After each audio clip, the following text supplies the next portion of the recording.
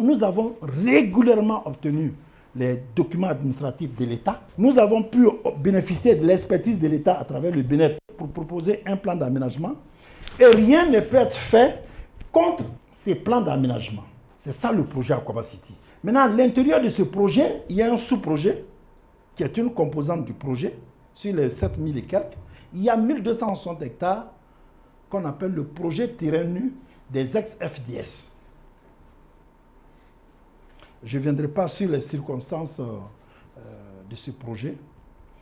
Ce projet, qui est une composante de la ville nouvelle, ce projet, pour des raisons que je ne vais pas évoquer ici, a été mis en liquidation. Quand ce projet a été mis en liquidation, les actifs, qui sont les titres de propriété, ont été mis par l'État de Côte d'Ivoire au nom du FPM, le Fonds de prévoyance militaire. Ces actifs du défunt projet-là, l'État de Côte d'Ivoire, qui est souverain, a mis ces titres de propriété-là au nom du Fonds de prévoyance militaire pour que le FPM vende ces terrains pour dédommager les détenteurs de droits coutumiers, pour dédommager tous ceux qui, d'une manière ou d'une autre, ont participé à l'opération du projet terrain nu, parce que ce qui avait été dit avant, M. Toura Merbo a bouffé l'argent, il a fait ceci, cela et autres là, ça s'est terminé par un non-lieu. Le tribunal a dit qu'il y a un non-lieu.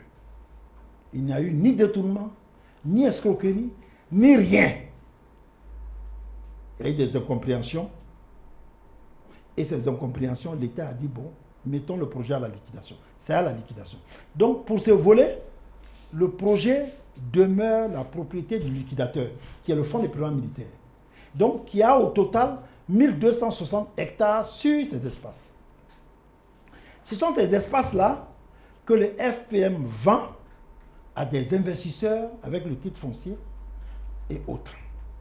Pendant que le FPM dispose des titres de propriété réguliers, il se trouve des gens entre eux qui se vendent ces parcelles-là sur le site là-bas. Alors, nous les appelons les squatteurs. On les a tolérés à un moment donné, mais le jour que le Fonds de prévoyance militaire a besoin de ces terrains pour les vendre à d'autres personnes, c'est tout à fait normal que le Fonds de prévoyance les mette, si tu es sans titre ni droit, c'est tout à fait normal que tu sois déguerpi. Le fonds a une superficie de 1000 hectares. 1000 hectares aussi, c'est une ville. Et d'autres personnes ont trouvé les moyens d'aller le planter à des gens, faire vendre une partie à des naïfs qui ont acquis et qui ont des attestations villageoises de propriété et qui disent que c'est pour eux. D'autres ont bâti, d'autres ont fait, c'est pas possible. Alors que l'État de Côte d'Ivoire a donné l'ACD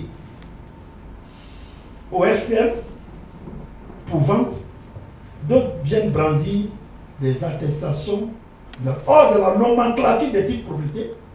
L'attestation villageoise n'existe même plus. L'État même, pour consolider ça, vient depuis 2022 de mettre en place ce qu'on appelle une attestation de droit d'usage. Ces papiers-là, c'est l'État qui le donne, qui est d'ailleurs rentré en vigueur depuis le 1er juillet 2024. Donc, l'autre qui représente l'ACD, qui est le titre reconnu, l'autre qui représente une attestation villageoise, il y a un problème. Et ce sont ces squatteurs-là, après que le FPM ait vendu une partie des terrains à des investisseurs chinois, ce sont ces squatteurs-là qui se sont levés l'autre jour pour aller à la chefferie, pour aller attaquer la chefferie. Parce que pour eux, c'est vrai que le FM a les titres fonciers, mais eux aussi, ils ont des attestations villageoises. Je leur ai dit, si vous pensez que vos droits sont fondés, on n'a pas besoin de faire par là. Les hameaux à moi en tendance m'ont accusé ici tous les jours. Les communautés villageoises m'ont accusé ici tous les jours. Tout le monde a fait ceci, cela. Mais je me suis tué. Je les ai envoyés au tribunal. Depuis 6 ans qu'on était au tribunal, le tribunal d'Abidjan les a déboutés. Je vais vous donner une copie. On est là à la cour d'appel les a déboutés. et les a condamnés à des peines privatives de liberté, avec assorties des amendes pour mauvaise publicité et diffamation sur tout le monde. Les décisions sont là, je vais vous les donner.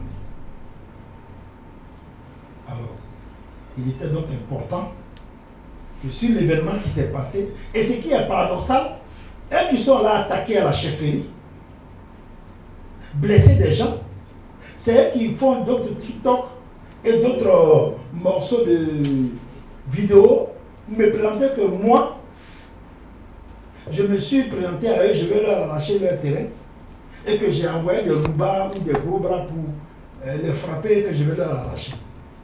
Mais moi, tout le monde me connaît, je suis un homme de... Je me conforme à ce que la justice a dit. On m'a arrêté ici en 2011, on m'envoie en prison, 39 mois. J'ai dit que je m'en tiens à la décision de justice. À la fin des 39 mois, la justice a dit que j'avais raison. Il y a eu un non-lieu. C'est pourquoi je parle encore des projets de terrain. En un mot, il y a les dispositions de la loi qui disent que l'aménagement doit être fait. Nous sommes dans la dynamique de l'aménagement. On n'est pas là pour exproprier quelqu'un. On n'est pas là pour aller contre quelqu'un. Nous sommes là pour que les droits des uns et des autres soient respectés.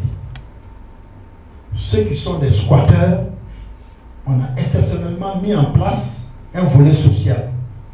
Faites-vous recenser et nous, on va ouvrir une approche sociale pour vous prendre en compte. Mais de là à revendiquer un espace que tu es venu squatter, il y a un problème.